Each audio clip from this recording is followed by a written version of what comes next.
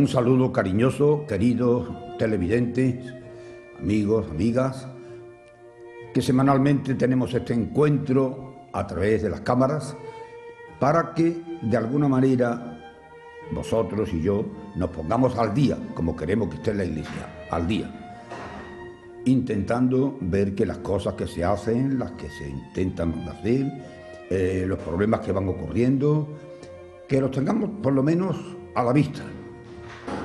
Porque muchas veces decimos, sí, yo soy cristiano, yo creo en Dios, yo creo en mucho, sí, pero el ser cristiano no significa que yo sepa cosas de Dios, sino que yo viva de acuerdo con lo que Dios quiere que yo haga. Y muchas veces no lo hacemos, en realidad, porque lo estamos viendo, la vida y la sociedad que tenemos en estos momentos no es nada favorable. Pero en fin, no vamos a empezar diciendo y lamentándonos, porque ¿para qué? Las lamentaciones no sirven de nada.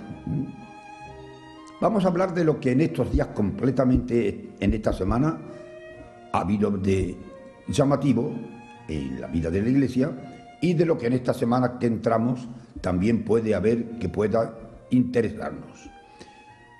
En primer lugar, quiero recordaros la visita, ya hablé de ello en la anterior charla, la visita del Papa a esos lugares donde de una manera tremendamente terrible están sufriendo nuestros hermanos, cristianos y no cristianos, a causa de una maldita guerra que no tiene sentido ninguno, de la que la gente, y al decir la gente quiero decir los que pueden y deben hacerlo, se lamentan pero luego no ponen remedio. Mucho reunirse, muchos hablar, muchas mesas redondas, mucho propósito y mucho proyecto. Pero la realidad es que luego las cosas siguen como están y los que lo están sufriendo, y lo dicen porque llega hasta nosotros muchas veces, en este caso concreto, la persona directamente del Papa que ha ido expresamente allí, a esos lugares, a consolar un poco a las criaturas, a darle ese testimonio de cercanía. Y concretamente, este domingo, anteayer, en todas las iglesias de la cristiandad, hemos hecho una colecta especial, porque el Papa así lo ha querido y nos lo ha dicho, para con nuestra ayuda fraternal no podríamos remediar todo lo que está pasando allí, pero por lo menos dar un testimonio de que nos duele, que nos interesa y que de alguna forma queremos estar cercanos. Esa colecta que se ha hecho en todas las iglesias, el sábado por la tarde en las misas del sábado y el domingo en todas las que se han celebrado, las enviamos al obispado. En el obispado se hace el recuento de cada una de todas las parroquias y de la diócesis y se envía todo ello para que desde Roma el Santo Padre pueda disponer de esa ayuda que, aunque sea pequeña, es un testimonio de que a él personalmente, y él ha querido interesarnos a todos los demás, estamos muy cerca de esos hermanos que sufren y rezamos y pedimos a Dios que cuanto antes, si es posible, se termine esa situación. Esto es uno de los asuntos que en esta semana hemos tenido y que lo tenemos muy presente todavía. Otra cosa, y aquí ya cabe un poquito de decir que si es crítica o no es crítica. No es crítica, es la realidad. En la televisión estos días, entre los anuncios, una de las cosas que a mí personalmente me llamó mucho la atención y además me dio mucho coraje de oírlo, y por eso hablo de ello, ¿cuánto cuesta una primera comunión? Esta era la pregunta que hacía la televisión o los que la estaban haciendo. ¿Cuánto cuesta? De dinero, se supone, claro, que no hablaban de preparación y de catequesis, de dinero. 7.000 euros. Claro, yo no podía en ese momento contestarle al que estaba hablando porque a través de la cámara yo no podía decirle ni la mí ni yo ahí. Pero la bestialidad, la barbaridad, así, tal como digo. Esa pregunta no se puede hacer de esa manera, porque a la gente se le confunde. ¿Cuánto cuesta? Nada, en absoluto nada. Yo ahora desde aquí lo hago.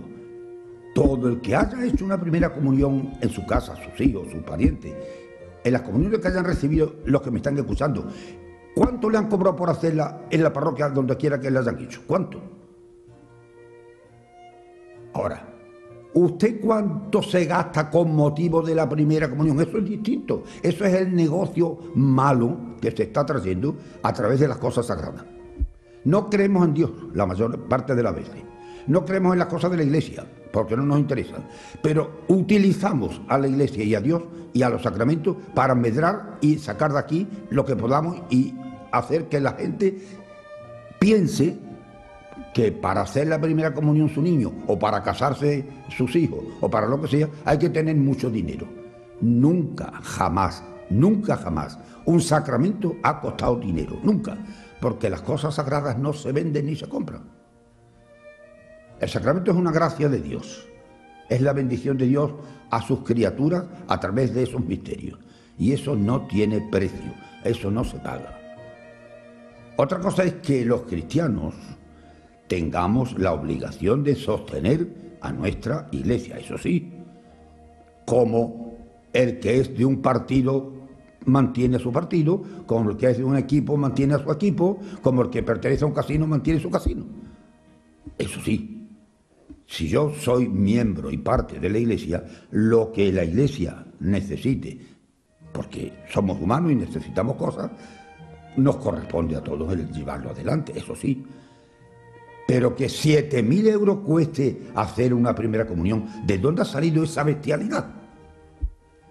Ahora bien, si usted habla de primera comunión, un gran banquete para todos que usted invita, una cantidad grande de juguetes y de cosas para niños, un llevarlo y traerlo a donde sea, los viajes para que el niño se divierta, el comprarle a los niños un montón de regalitos, etcétera, etcétera, no digo 7, sino hasta 70 veces 7, si usted quiere. Pero vamos a decir las cosas como son. No pregunte usted cuánto cuesta hacer la primera comunión, sino cuánto gasto voy a hacer porque mi niño hace la primera comunión, que es distinto. Porque si usted no quiere gastarse nada en absoluto, su niño con un vestidito bien preparado y bien limpio, como se hace para salir los domingos o para ir a algún sitio, con eso tiene de sobra. Que nosotros, los sacerdotes, los catequistas, no somos quienes tenemos que decir a los padres ni a las madres qué vestido tienen que poner a los niños, no, eso es cuestión de la familia. Pero sí podríamos y deberíamos hacerlo. Los niños y las niñas que hacen la primera comunión, una túnica todos iguales. Y vería como entonces se acababa tanta tontería. Pero claro, entonces se nos echarían encima los negocios que viven colgados precisamente de estos casos sagrados de la primera comunión, de la confirmación, del casamiento, etcétera. Parece que estoy enfadado, pero no estoy enfadado, estoy dolido, la verdad, porque me duele que se engañe a la gente o se les diga las cosas equivocadamente para que la gente luego comente, como es natural. ¡Ay, qué ve! Una primera comunión, 7.000 euros. No, señor, ni 7 ni ninguno. Que quede claro, porque así son las cosas. Y esto podría no decirlo, pero creo que tengo la obligación de decirlo, para que la gente por lo menos sepa por dónde anda y qué es lo que hacemos muchas veces los cristianos, y no cristianamente precisamente. Ya en estos días, en esta semana en que estamos, este sábado, comenzamos nuestras primeras comuniones en muchas de nuestras parroquias. Adelantándolas un poquito este año porque como normalmente queremos que cuando llegue el día del Corpus todos los niños ya estén terminados y hayan hecho su primera comunión, la festividad del Corpus este año termina, o es mejor dicho, se celebra en el último domingo del mes de mayo. Entonces, el domingo anterior deben estar terminados todos los niños de nuestras comuniones. Ya nosotros empezamos, Dios mediante, este domingo próximo. Tenemos un buen montón de niños que, gracias a Dios, a pesar de todas las cosas, todavía hacen las cosas bien hechas, por lo menos en este sentido. Y aquí, en la parroquia nuestra y en todas las de alrededor de nuestra zona, pues los niños están preparándose. Aquí cabe otra vez la palabra cuánto cuesta, pero no de dinero. cuánto tiempo, cuánto trabajo, cuánto esfuerzo, cuánta dedicación se necesita para hacer una primera comunión. A eso sí, a eso sí. Nuestros niños tienen 3 cursos, 3 años de catequesis, con un programa bien organizado y con una clase semanal de catequesis de 1 hora para prepararse a recibir este sacramento. En ningún momento a esos niños, ni los 3 años de catequesis, se les habla ni de vestido, ni de viajes, ni de regalitos, ni de banquetes. Se le habla de qué es comulgar, a quién se recibe en la comunión, cómo debe hacerse esa comunión y para qué le sirve a ese niño en ese momento, si después, durante el resto de su vida, el niño, por las razones que sean, no va a volver a comulgar nunca más. Entonces no se debería llamar primera comunión, sino única. Si es la primera es porque detrás deben venir otras. Ahora, si es la única, pues mejor sería pensar si habría o no que hacerla. Salen muchas cosas cuando se hablan de estos temas. En estos días, nuestras familias cristianas, los que tampoco están muy cerca de la vida cristiana, pero están metidos en esta forma, en este movimiento de la sociedad, que gracias a Dios todavía en el mundo y en España concretamente es una sociedad basada en el cristianismo, quieran o no quieran, lo piensen o no lo piensen, lo que dicen lo contrario, nuestra historia desde siempre, nuestros pueblos desde siempre han sido pueblos cristianos y han vivido o han intentado vivir la vida cristiana en sus distintos acontecimientos. Tenemos también ya a la vista, y se están publicando estos días en la televisión, la Cruz de Mayo. Muy bien, una tradición cristiana en los pueblos, pero también, como siempre, y tenemos que volver otra vez a incidir en el mismo tema, un hecho cristiano que a veces se convierte en pagano porque lo que menos se hace es venerar la Santa Cruz de por sí, ella misma, que es lo que en realidad pretendió siempre la Iglesia, porque la Santa Cruz para nosotros representa lo que es el misterio de nuestra salvación.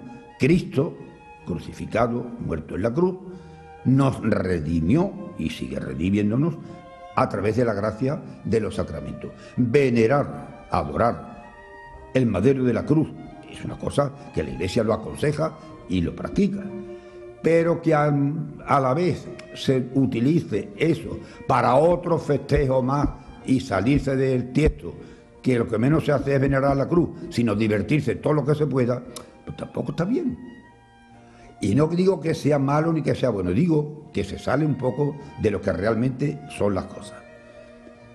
Que en todas las casas, o en todos los sitios, en todos los pueblos, en los grupos, etcétera, estos días la gente prepara sus cruces de mayo, me parece muy bien, y ojalá que se hiciera con el debido respeto y con el cariño con que se hacen estas cosas desde un contexto cristiano de la vida.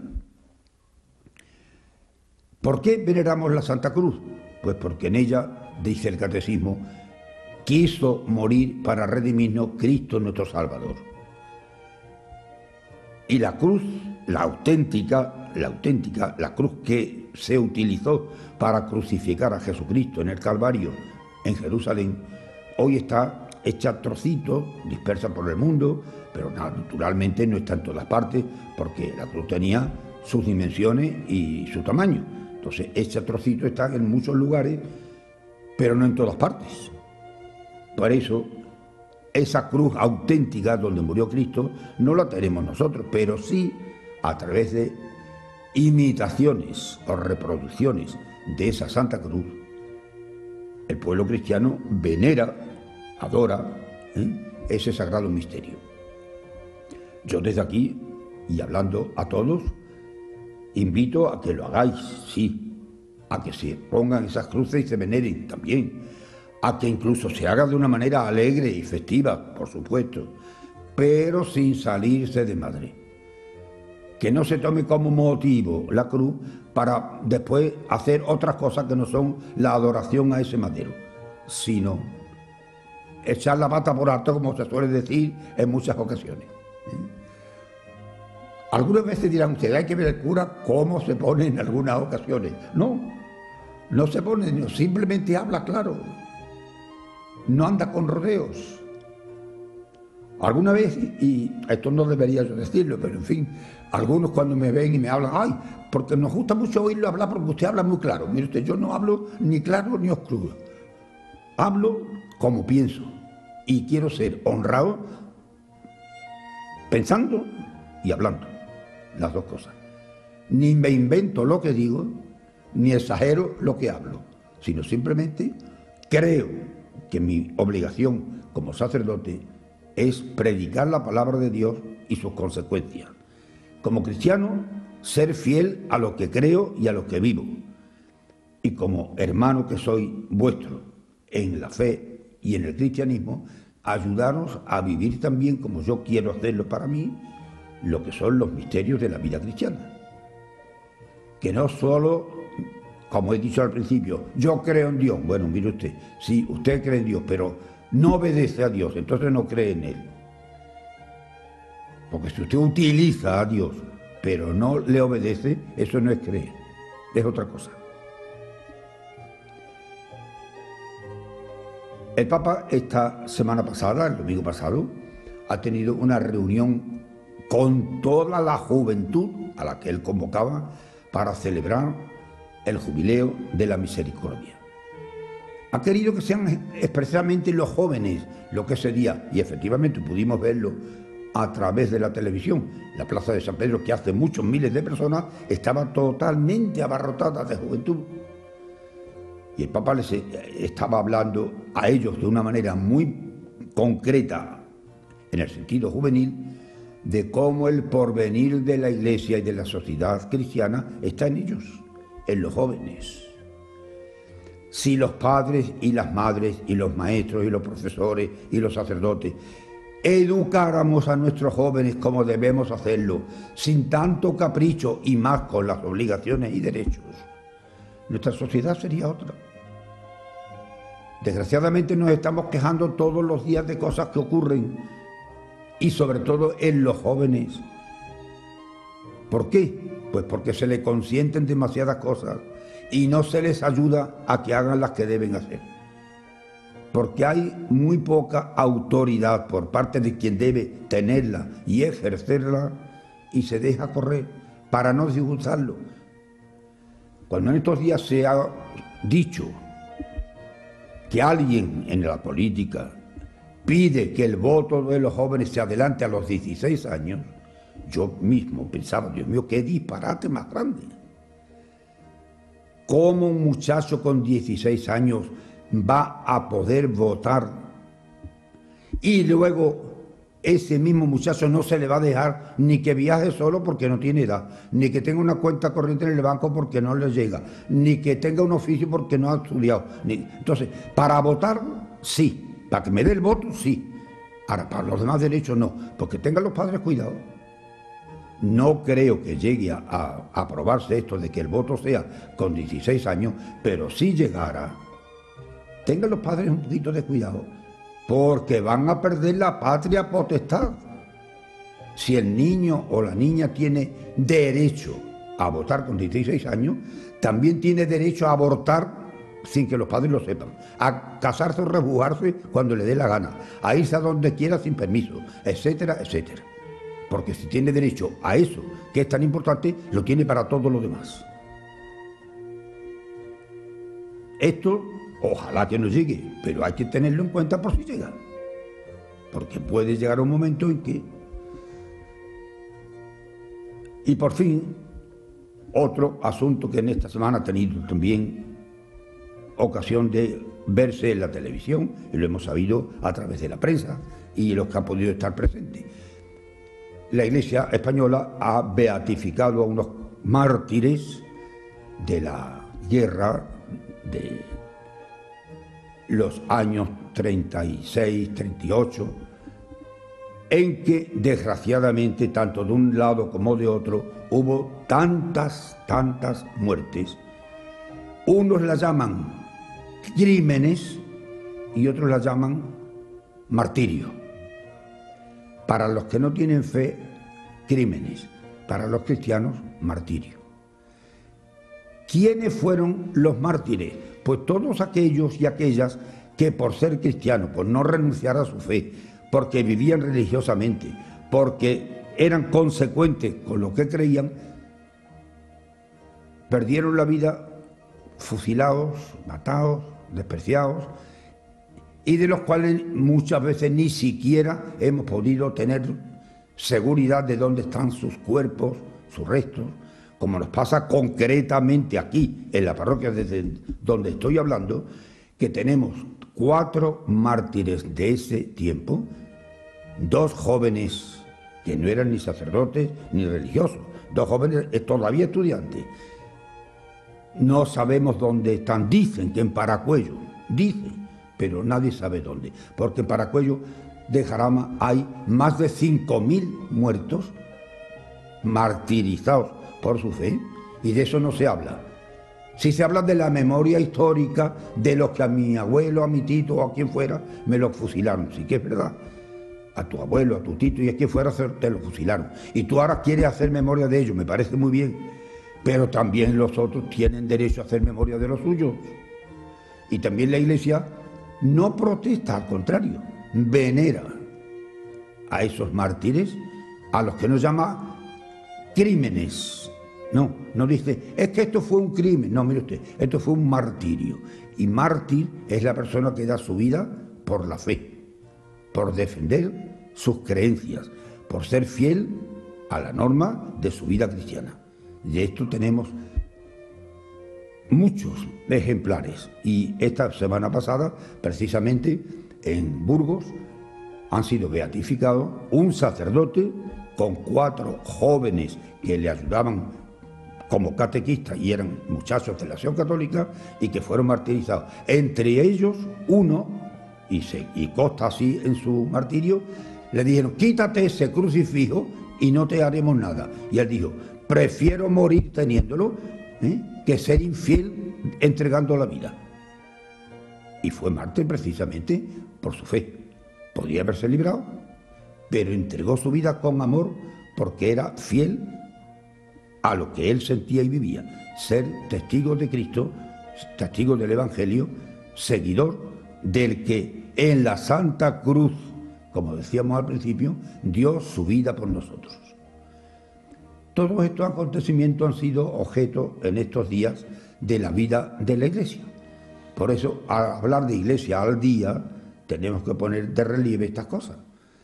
Muy bueno, y no digo que sea contrario a nada, el que alguien o algunos quieran recordar después de 80 años, que no tenía por qué, pero en fin, después de 80 años que pasaron estas cosas, volver a revivirlas otra vez, que me hicieron o que me dejaron de hacer o que tendrían que haber hecho. Bien, pero si lo hacen y están en su derecho, que no protesten de que la Iglesia, de otra manera, pero por las mismas razones, recuerde a sus mártires, los venere y los proponga como modelos y como ejemplos de cristianos que viven su fe y que dan la vida por ella si es preciso.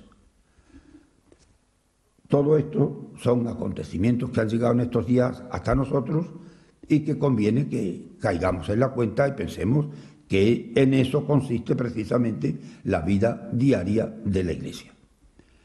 Que el Señor nos conceda, tanto en las primeras comuniones para las familias, que sea un motivo de vivir y festejar la fe que tenemos, pero solamente por eso, porque tenemos fe y la vivimos, no por otro motivo.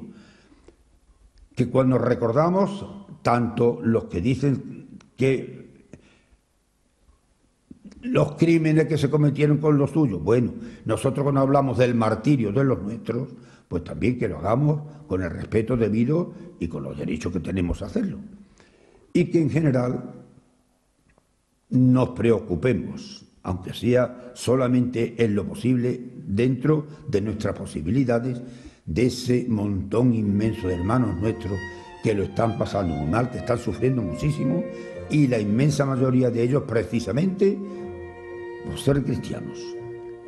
Porque ese grupo de enemigos de la fe cristiana, que dicen que en nombre de Dios y de Alá están haciendo lo que hacen, están haciendo mucho daño, están engañando a muchos, están interesándose en hacer que la gente crea que eso está bien hecho, pues hay que decir rotundamente que ni está bien hecho, ni debe, ni puede hacerse.